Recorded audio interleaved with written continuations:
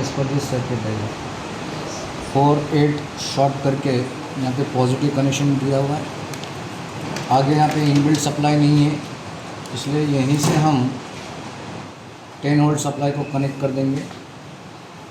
ये बाद में लास्ट में सब कनेक्ट करने के बाद में पावर सप्लाई को कनेक्ट कर देंगे। तो पहले तो खाना पीना तो इस हिसाब से सप्लाई कनेक्ट कर दो, फिर ये 1 को ग्राउंड करना है। ग्राउंड के लिए ब्लैक यूज़ कर सकते हो या ग्रीन यूज़ कर दो। ये हो गया। फिर सपोज मैं ये डायरेक्शन में जा रहा हूँ, 5 को एक कैपेसिटर से कनेक्ट करना है। या अगर तुम भूल भी जाते हो तो प्रॉब्लम नहीं आएगा इससे।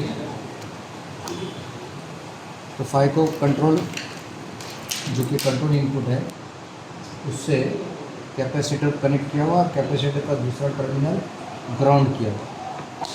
जैसे 741 में यहाँ पे 3 ग्राउंड थे, वैसे यहाँ पे 2 ग्राउंड है और एक तीसरा यहाँ पे ग्राउंड है। तो ये भी हो गया। 3 से CRO कनेक्ट करेंगे। CRO, ये CRO है। CRO को पहले डायरेक्ट हम कनेक्ट नहीं करेंगे, पहले हम देखेंगे कि ये LED ब्लिंक हो रहा है क्या नहीं। तो यहाँ से रजिस्टर और LED, यहाँ पे इमेजिन करो कि मतलब रजिस्टर और LED जिस तरीके से ये सर्किट में है, ये भी बाद में मोनोस्टेबल करेंगे। जैसे यहाँ पे 3 में रजिस्टर और LED दिख रहा है, वैसे यहाँ पे रजिस्टर और LED इमेजिन कर लो। दूसरा टर्मिनल इसको ग्राउंड करना। अगर ये सक्सेस होता है, मतलब ब्लिंकिंग कंटिन्यूसली होती है, तो फिर बाद में आगे CRO को कनेक्ट कर देंगे। तो क्या CRO खाली कनेक्ट कर दिए, मालूम पड़ेगा ये सर्किट काम नहीं कर रहा है, तो CRO पे तुम्हारा वेवफॉर्म आएगा कहाँ से? और खाली अननेसेसरी ये सब बटन घुमा के तुम CRO के वाट लगा डाला है। इसलिए पहले ब्लिंकिंग कंडीशन में लाना ज़रूरी है। तो ये हो 4 8, चूँकि खाना पीना था तो पहले ऑलरेडी कनेक्ट किए। अब ये 2 और 6 शॉर्ट है।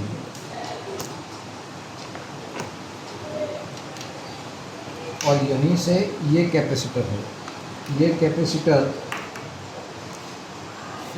हाँ C1 है। ये C1 और ये जो C2 है ये सेम वैल्यू का है। तो यहाँ पे कनेक्ट करो या यहाँ पे कनेक्ट करो, ये चलेगा। लेकिन यदि पहले 2 और 6 जो शॉर्ट किए उसको पहले हम ये ऊपर का कैपेसिटर है वो कनेक्ट कर दो। पेंसिल है, ये किसकी नोटबुक है ये? हाँ पेंसिल है तुम्हारे पास। यहाँ पे मैं साइड में निकालता हूँ, मतलब कि वो पहले करना है, फिर बाद में सक्सेस होने के बाद उसको निकाल के फिर CRO कनेक्ट करना है।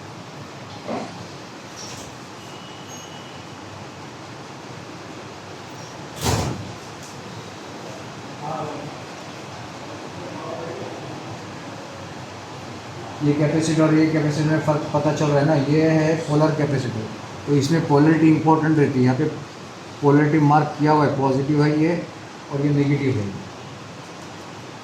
इसको कैसा भी कनेक्ट करके नहीं चलेगा, ये बराबर कनेक्ट करना चाहिए। ये कैपेसिटर में पोलरिटी नहीं रहती है, ये कैपेसिटर में भी और ये कैपेसिटर में। तो ये इंटरचेंज भी कर दिया तो कोई फ़र्क नहीं पड़ता है, लेकिन यहाँ पे बराबर होना चाहिए।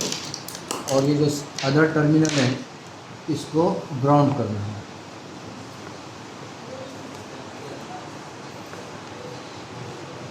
तो ये पार्ट हो गया। अब 6 और 7 के बीच में RB कनेक्ट करना है। 2 और 6 तो ये है, यहीं से कनेक्शन लेंगे, वो RB हो गया। ठीक है। अब RB का दूसरा एंड 7 को गया, तो ये दूसरा एंड 7 को गया और 7 से ही RA को भी गया। तो ये 7 से इधर से डाल के RA ऊपर वाला है कनेक्ट कर दिया, और RA का दूसरा टर्मिनल 15 वोल्ट के लिए 5 वोल्ट मत दो, वहाँ पे लिखा है 10 वोल्ट दे दो। तो यहाँ से पॉजिटिव सप्लाई को कनेक्ट कर दिया। तो अब ये सर्किट एज पर दिस डायग्राम जिसमें हमने स्लाइटली मॉडिफिकेशन किए थे, मॉडिफिकेशन ये की कि यहाँ हमने 100 माइक्रोफैराड का कैपेसिटर यूज़ किए थे और यहाँ पे रेजिस्टर और एलईडी डाल दिए थे।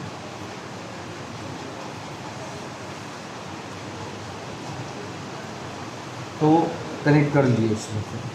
अब यहाँ पे ग्राउंड के लिए यहाँ से मैं यहाँ पे कनेक्ट करता हूँ और जो पहला अगरा पॉजिटिव छोड़ा हुआ था उसको कनेक्ट कर दिया। इसको 10 पे रख देता हूँ। देखो ब्लिंकिंग हो रहा है, मतलब ये काम कर रहा है, सक्सेस है, कोई प्रॉब्लम नहीं है। हाँ, तो अब वो CRO को कनेक्ट करना है।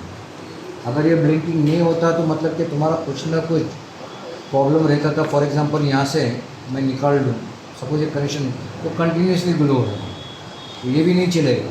ना कंटिन्यूसली ऑन होना चाहिए, ना कंटिन्यूसली ऑफ होना चाहिए। तो कोई भी अगर एक कनेक्शन भी तुम्हारा रहता है अधूरा तो तुमको प्रॉब्लम आता है। जैसे यहाँ से एक टर्मिनल खाली मैंने निकाल के दिखाया तो तुमने देखे कि अभी ऑफ हुआ था, इसके पहले कंटिन्यूसली ऑन था।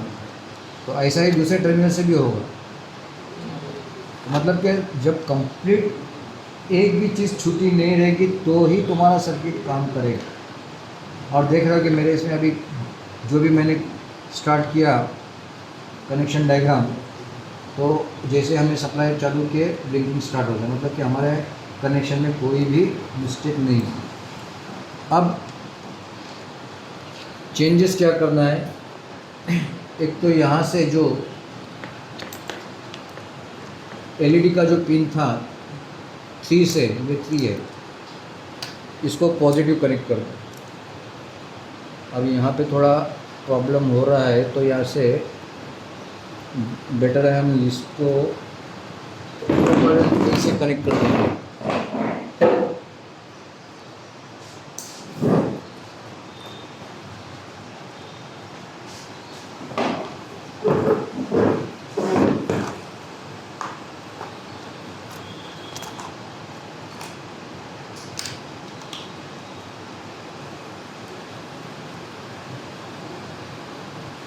सॉरी, ये तो शॉर्ट हो गया है, ये यहाँ पे करना चाहिए।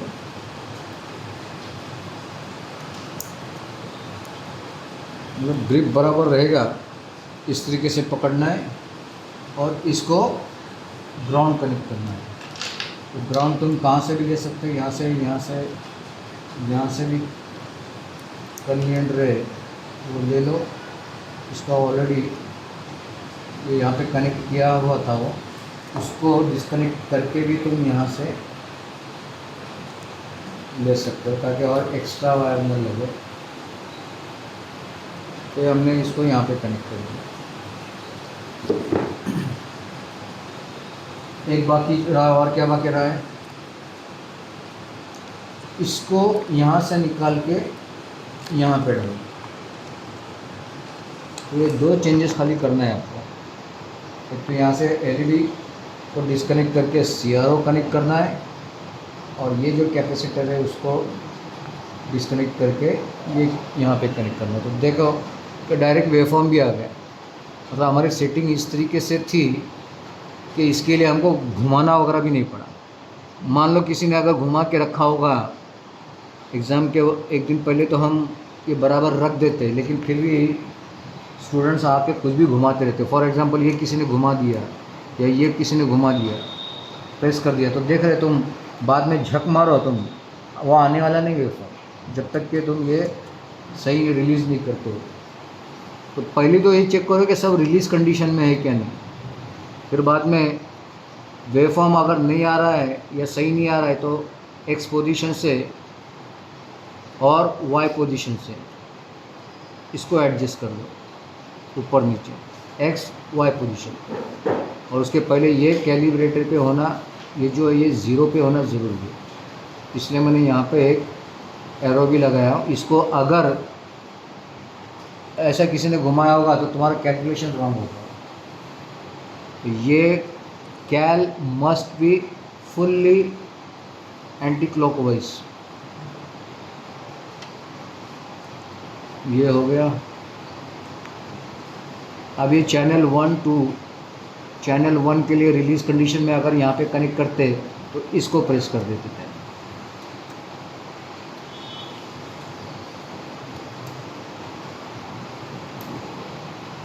अब इसमें लंबा लंबा वेवफॉर्म आ रहा है, थोड़ा हमको कैलकुलेशन करने के लिए प्रॉब्लम होगा, इसलिए मैं इसको 50 पे रख रहा, तो कम हो गया।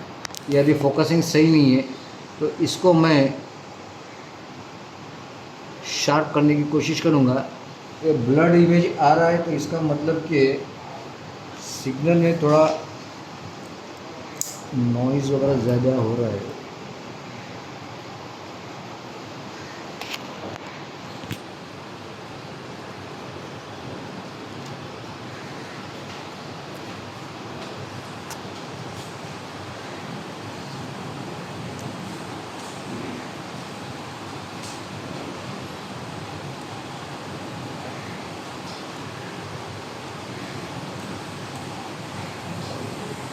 एम्पलीट्यूड अगर बढ़ाने का होगा देखने आए तो ये बढ़ा के तुम कर सकते हो।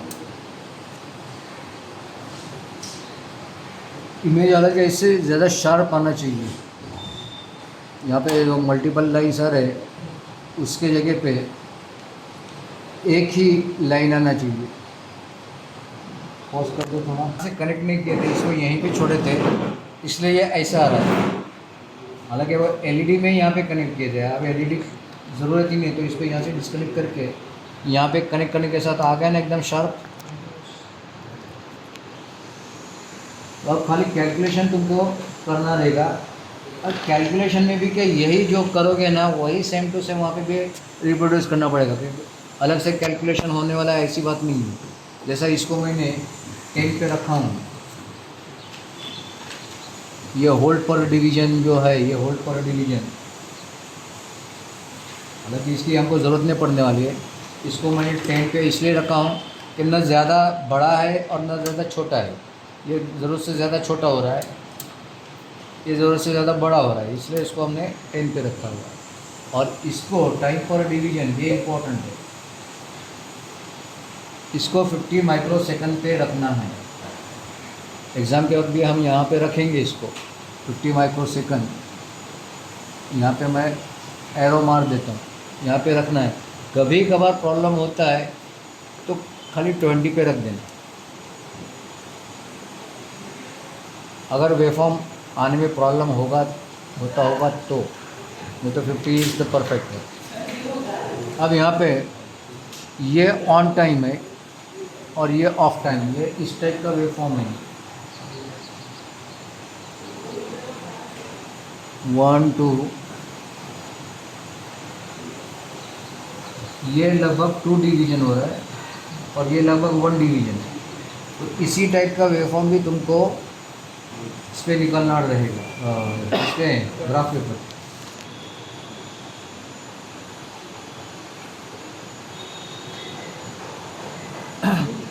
तो ये लेफ़्ट राइट एडजस्ट करके तुम चेक कर सकते हो। जैसे मैंने यहाँ से स्टार्ट किया तो ये ऑफ टाइम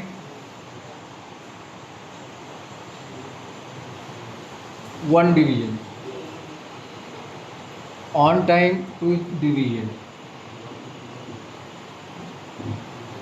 और टी टोटल मतलब के on plus off is equal to 3 division, यहाँ से लेके पूरा यहाँ तक बराबर। तो frequency is equal to 1/t, मतलब कि 1/t टोटल है। तो 1/t 3 इंटू ये लेना है, कैमरा इधर मार दो, 50 माइक्रोसेकेंड, मतलब कि 50 इंटू 10⁻⁻6 माइक्रो है इसलिए माइनस।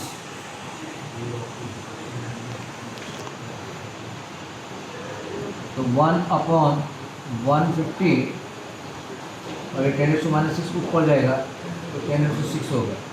तो मतलब कि 10⁵/50 कितना आया देखो, तुम्हारा मोबाइल से कैलकुलेट करके देखो मोबाइल को इसमें एग्ज़ाम में अलाउड नहीं रहेगा।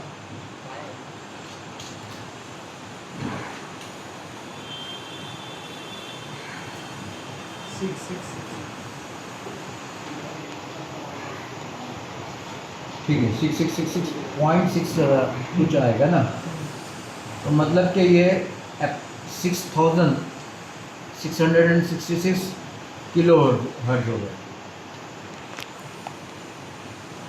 ये एरर एक्चुअली आना चाहिए था 5 किलो हर्ट्ज। यहाँ पे कैलकुलेशन यहाँ पे बताया हुआ, ये कैलकुलेशन भी तुमको एग्ज़ाम में लिखना रहेगा। ये फॉर्मूला है, frequency is equal to 1.1, R1 की वैल्यू ये है, RB की वैल्यू ये है। इस तरीके से अगर तुम कैलकुलेट करते हो तो फ्रीक्वेंसी तुम्हारी 5 किलो हर्ट्ज यहाँ पे कहाँ पे लिखा हुआ है, ये दिया हुआ है शायद, ये यहाँ पे कैलकुलेशन दिया 5 किलो हर्ट्ज और ड्यूटी साइकिल 7। तो 5 किलो हर्ट्ज की जगह पे हमारा 6666 किलो हर्ट्ज आ रहा है। लगभग वो 1 किलो हर्ट्ज का एरर आ रहा है। वो इस वजह से कि ये CRO को बीच बीच में से कैलिब्रेट करना पड़ता है। ये जो कैलिब्रेट है ना, उसका सेटिंग ख़राब हो जाती है, तो उसको फिर से कैलिब्रेट करना पड़ता है। ये कैलिब्रेट अभी हम लोगों ने नहीं किया हुआ है, तो एरर आएगा तो कोई प्रॉब्लम नहीं है। उनको खाली बस एग्ज़ामिनर को दिखाना रहेगा और जो आता है वो रीडिंग करना लिखना रहता है, मैं उसको राइट भी दूँगा, डोंट वरी। तो ये जो एरर आता है, तो एरर से डरना नहीं। जैसा 741 में भी थोड़ा एरर आ रहा था, तो ठीक है, वो एरर वो हम लोगों ने एग्जैक्टली 10 किलो नहीं लिए थे, इसलिए वो एरर आ रहा है। वो एरर से प्रॉब्लम नहीं, लेकिन रीडिंग आना ज़रूरी है। तो जिस तरीके से ये वेवफॉर्म आया, तो वेवफॉर्म आने के बाद हम लोगों ने कैलकुलेट की, वो कैलकुलेशन वगैरह ये सब दिखाना ज़रूरी है। अब duty cycle is equal to T on upon T total, ये फॉर्मूला है।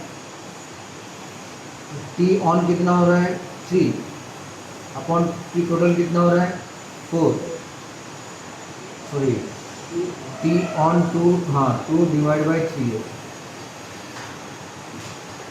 तो 200 अपॉन 3 कितना है,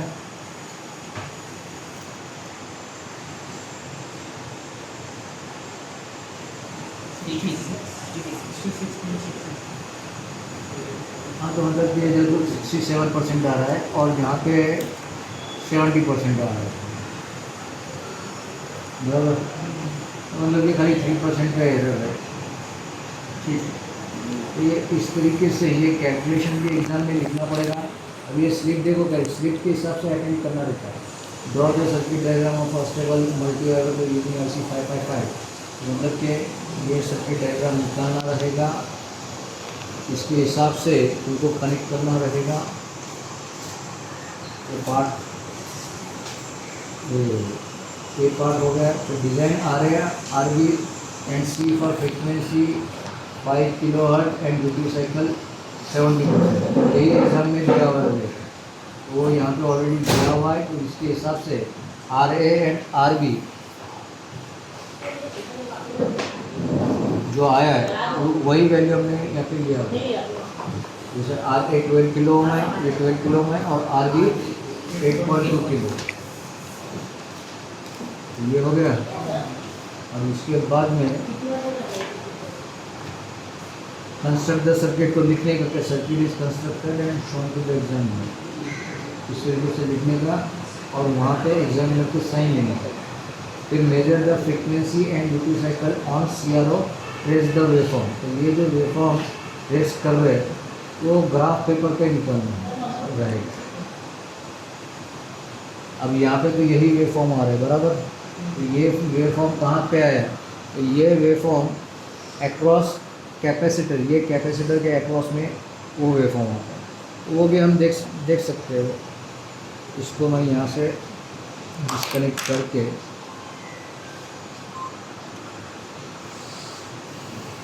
तो देख रहे हैं चार्जिंग हो रहा है, डिस्चार्जिंग। जब छोटा हो गया तो उसको बड़ा कर सकते हैं। ये वेवफॉर्म यहाँ पे आया। तो खैर ये वेवफॉर्म हमारे लिए इम्पोर्टेंट नहीं है, ये वेवफॉर्म इम्पोर्टेंट है क्योंकि ये हेल्प कर रहा है तुमको फ्रिक्वेंसी और ड्यूटी साइकिल फाइंड आउट करने की। तो ये ज़रूर याद से निकालना है। वो निकालने के लिए फिर तुमको सी को कनेक्ट करना है।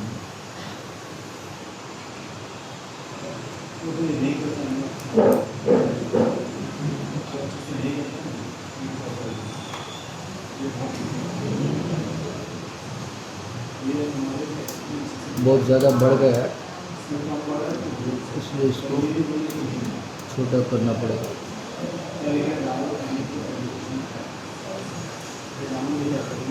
तो इस तरीके से हम लोगों ने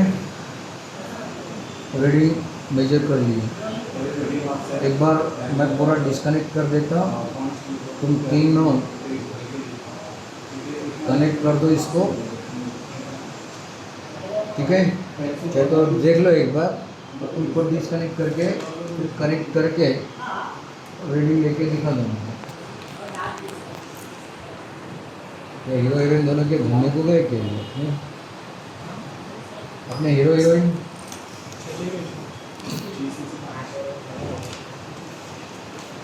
क्या नाटक पे थे उन्होंने?